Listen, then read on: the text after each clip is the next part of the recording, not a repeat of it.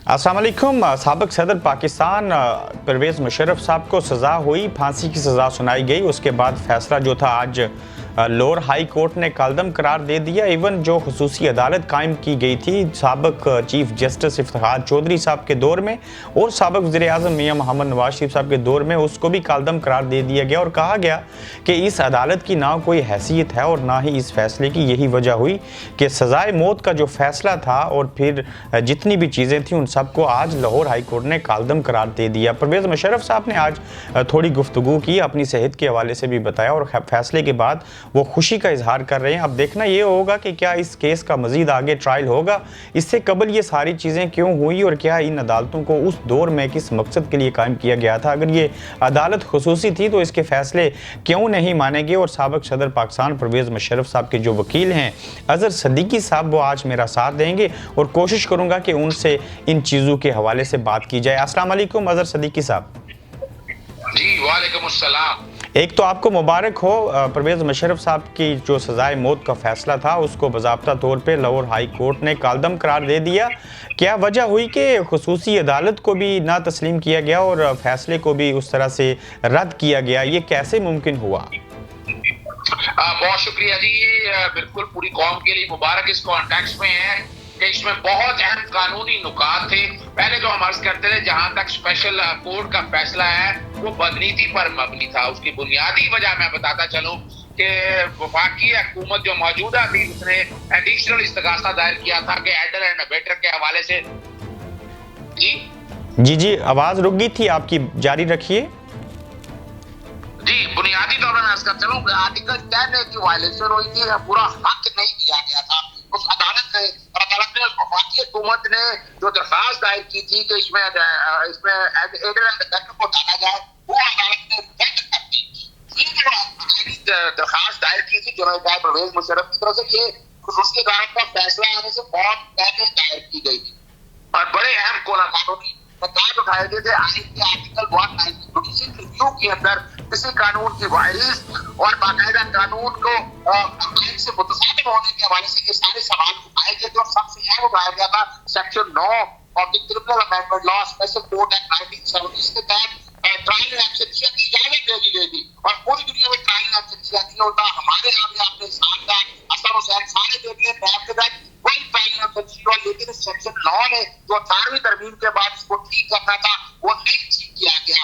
और इस तकासा जो है देखिए 2007 का ये वाकया था और उस वक्त आर्टिकल 6 के अंदर और कोलैबोरेशन का लफ्ज नहीं था, ये बदनीति से डाला गया 18वीं तरमीम के जरिए। तो अप्रैल 2010 के अंदर डाला गया, जबकि वकूआ ये 2007 का है। और आइन का आर्टिकल 12 जो बुनियादी आता है वो माजी पे फौजदारी जुर्म का इतलाक नहीं कहता, वो हो नहीं सकता, इसलिए आइन के आर्टिकल 8 से वो मुतसादिफ है। फिर जो अदालत ने सेक्शन 9 के तहत गैर इस्लामी करार किया है और इस्तगासा जो दायर करना था नवाज शरीफ साहब को लग रखते थे और उन्होंने वो जो कंप्लेंट जो दायर करने का कहा, 200 सेक्रेटरी थे नासिर महमूद बोसा जो साबका चीफ जस्टिस के सेक्रेटरी भाई थे, और उन्होंने बगैर कानून को बाहर इख्तिलाफ रखते हुए आर्टिकल 90 और 91 के तहत वफाकी काबीना ने ये सारा फैसला करना था, लेकिन वफाकी काबीना की बजाय ये फैसला दूसरों नवाज शरीफ साहब ने किया।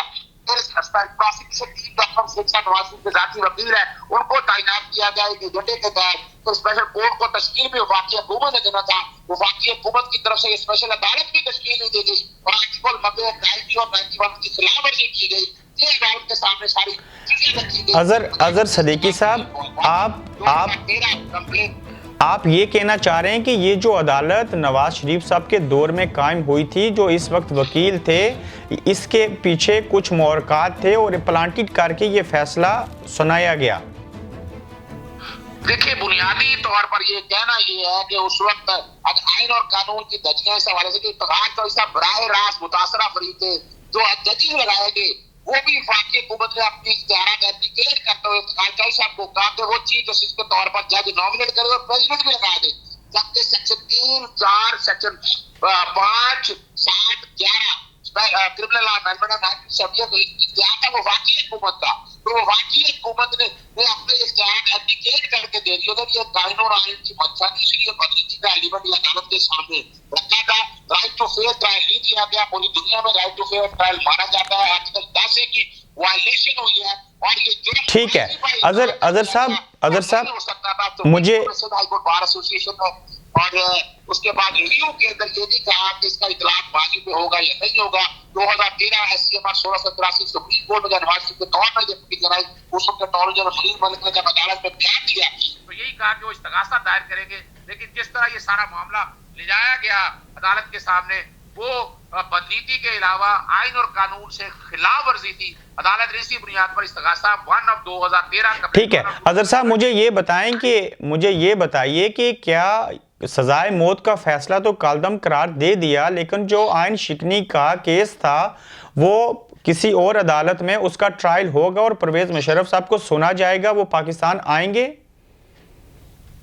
देखिए, मैं पहले अर्ज करता हूं कि आइन शिकनी हुई नहीं है। ये अदालत के सामने रखा है कि इमरजेंसी का एडवांस किया था। आइन कहां तोड़ा था इस सारे मसले में, पर इमरजेंसी लगाने का इख्तियार सदर को है और उसको वो चीजें सेक्टर भी थी, यही तो रखा है। और इसका बाकी में इतलाक नहीं हो सकता, इस पे हाई ट्रीजन का मुकदमा नहीं शुरू हो सकता। इसलिए हो सकता है कि हाई ट्रीजन नहीं थी, हाई ट्रीजन बेस उस वक्त, और हाई ट्रीजन बेस 2010 में किया गया। इसका इतलाक बाजी से हो नहीं सकता है। अब अदालत ने इस्तगासा भी खत्म कर दिया, अदालत भी खत्म कर दिया, सजा भी कलम कर दिया। अब अपील में अगर कोई जाना चाहे तो वफाकी हुकूमत जा सकती है, लेकिन वफाकी हुकूमत का इन सारे चीजों के अदालत के सामने जवाब कोई नहीं थे और वफाकी हुकूमत को अदालत के सामने सच मानना पड़ा कि वफाकी हुकूमत का कोई फैसला नहीं हुआ और आर्टिकल 6 का इतलाक बाजी से नहीं हो सकता। अजहर साहब, आप ये कह रहे हैं कि ना सिर्फ सजा को कलदम करार दिया गया, बल्कि ये पूरा जितना केस था, जो ट्रायल होना था, सारी चीजें चैप्टर क्लोज हो गया। जी बिल्कुल ऐसा ही है, ऐसा ही है। ये जो कहा जा रहा है कॉम्वेल्थ वगैरह के आइन का तोड़ा, आइन तो तोड़ा था 99 के तहत, जिसको पार्लियामेंट ने 270 के तहत बाकायदा उस वक्त के जजेस पार्लियामेंट सबने बाकायदा उसको कह दिया था कि कॉन्स्टिट्यूशनल है, उसको बाकायदा तौसीक कर दी गई थी। फौजदारी जुर्म में तौसीक नहीं की जा सकती। ये हमेशा से आइन की मंशा है। 99 का एक्शन अगर कहा जा सकता है तो वो आ सकता था ट्रीजन के अंदर, लेकिन 2007 के जो इमरजेंसी की है ये ट्रीजन में आ नहीं सकती है, क्योंकि हैंड ऑफ बेस 2007 के अंदर ये जुर्म नहीं था। अजहर साहब, आप ये कह रहे हैं कि उस वक्त के जो चीफ जस्टिस थे या जो अदालतें थी, जब वो मार्शल लॉ लगा, जो इमरजेंसी लगाएगी, वो उसमें शामिल हाल थे और बाज़ाब्ता कानूनी प्रोसीजर को फॉलो करते हुए परवेज मुशर्रफ साहब ने टेक ओवर किया था। इसलिए अब इसको आइन शिकनी नहीं कह सकते, ऐसा ही है? देखिए, 99 के एक्शन में ये सारा कुछ था। 2007 में उन्होंने कोई ऐसा कदम नहीं किया जो ट्रीजन है। उन्होंने कोई मार्शल नहीं लगाया था, इमरजेंसी लगाई थी। और इमरजेंसी का आर्टिकल 5-10 हमारा 232 आर्टिकल से आप 238 आर्टिकल तक चले जाए, उसके अंदर इमरजेंसी लगाने का इख्तियार सदर को था। वो ठीक है, चीफ एग्जीक्यूटिव भी मौजूद थे। ये इख्तियार गैर आईनी डिक्लेयर हो सकता है, लेकिन ये बगावत के जुमरे में नहीं आता। बगावत कोई हुई नहीं थी, अगर हो सकती थी तो वो 99 में थी, 2007 में बगावत कोई नहीं है। इसलिए अदालत ने ये सारा फैसला भी करा था और जो बगावत के चार्जेस से भी जनरल को बरी कर। अजहर साहब, इसका मतलब कि खुसूसी अदालत आज के बाद आइंदा कोई काम नहीं करेगी, वो खत्म हो चुकी उसकी हैसियत? देखिए, स्पेशल अदालत तो सिर्फ एक काम के लिए तश्कील दी जाती है, जो क्रिमिनल लॉ अमेंडमेंट एक्ट के तहत वो जो कि फंक्टस ऑफिशियल हो चुकी है। फैसला उन्होंने अपना सुना दिया था, वो फैसले को आज किताबों से मिटा दिया है, कलदम करार दे दिया है हाई कोर्ट ने आईनी इख्तियारात के तहत। इसलिए अब इसमें कोई प्रोसीडिंग और नहीं हो सकती। आप इस बात की तस्दीक करते हैं या आपको शक व शुबा है अजहर सदीकी साहब कि जो खुसूसी अदालत नवाज शरीफ साहब के दौर में बनी थी, अब उस अदालत के जज ने जो फैसला सुनाया उसमें कुछ लोगों के अपने पर्सनल इंटरेस्ट थे? देखिए, जैसे नवाज शरीफ साहब के हवाले से पर्सनल इंटरेस्ट के हवाले से और भी सारी साहब रखी है, और किस तरह नॉमिनेट करते रहे स्पेशल अदालतों के जज इफ्तिखार मोहम्मद चौधरी साहब। उस वक्त ये सारी जब अदालत तश्कील हुई थी तो वो बदरीकी का एलिमेंट हमने अदालत के सामने रखा है, रिकॉर्ड किया सामने। बाकायदा समरी आई, तो ये चीजें सारी अदालत के सामने आती हैं। अजहर साहब, एक जज जो है वो पहले वकील बनता है, डिग्री लेता है, प्रैक्टिस करता है, उसके बाद जज की पोजीशन के ऊपर जाता है। आप ही के पेशे से जज बनने वाले वकार, जस्टिस वकार जो हैं, उनको ज़हनी मरीज करार दिया गया। आप क्या समझते हैं कि इस तरह की बात थी? देखिए, मैं आज करता चलूं, 3 जज थे उसमें से। जस्टिस नजर अकबर फौजदारी कानून को बड़ा अच्छी तरह समझते हैं। जो आज हाई कोर्ट ने करार दिया है, उससे पहले जस्टिस नजर अकबर जो माइनॉरिटी रिव्यू रखते थे, उन्होंने भी यही कहा है। उन्होंने भी माजी का, और उन्होंने कॉर्पोरेटर और ये अगर ये इतलाक करना ही था, तो इसका इतलाक तमाम यानी जितने भी एडर है बेटर ये सबके साथ अलग हो ही नहीं सकता जब तक इकट्ठे कलेक्टिव ना कर सके। और आइन की मंशा या कानून की मंशा तो यही है, और ये रिकॉर्ड के अंदर चीजें सच साबित हो गई। सच साबित हो गई तो इसका मतलब ये हुआ कि परवेज मुशर्रफ साहब की सेहत खराब हो या ठीक हो, वो जब चाहे पाकिस्तान आए या ना आए, लेकिन आइंदा आइन शिकनी, आइन तोड़ने के हवाले से ये जो गद्दारी का केस था, इसका कोई ट्रायल नहीं होना, ये चैप्टर बंद है। जी, बुनियादी तौर पर तो यहाँ आइन शिकनी हुई कोई नहीं है, ट्रीजन हुई कोई नहीं है। ट्रीजन अगर कोई चीज 99 में थी, 2007 के अंदर कोई ट्रीजन नहीं हुई है। अदालत ने ट्रीजन की हद तक मामला सारा निपटा दिया, खत्म कर दिया। जनरल नायब जिस वक्त चाहे मुल्क में आ सकते हैं, बाहर रहना चाहें, उन पे जो स्क्वाडर इश्तिहारी ये सारे जो दाम दबे थे, ये सारे धुल गए हैं। आज वो एक बाइज्जत और एक आम आदमी की हैसियत से वो जिस वक्त मर्जी चाहे पाकिस्तान आ सकते हैं, बाहर रहना चाहे, उनपे कोई कदर नहीं है, उन्हें कोई इश्तिहारी नहीं कह सकता। ये सारे मामले आज खत्म हो गए। बहुत शुक्रिया अजहर सदीकी साहब आपके टाइम का। इंशाल्लाह आपसे मजीद भी इंफॉर्मेशन चाहिए हुई तो आपको हम ज़हमत देंगे। Thank you very much. Thank you ji, thank you.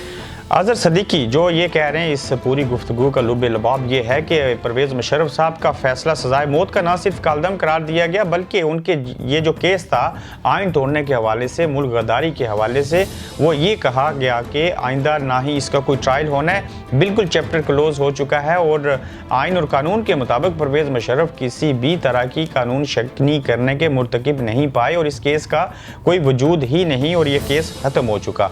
देखिए, ये स्टोरी थी, मैंने सोचा कि वकील अजहर सदीकी साहब से बरह रास्त बात करके आप तक मालूमात पहुंचाई जाए, यानी कि परवेज़ मुशर्रफ को आइंदा किसी भी अदालत में कहीं भी उनका कोई हमें ट्रायल होता हुआ दिखाई नहीं देगा।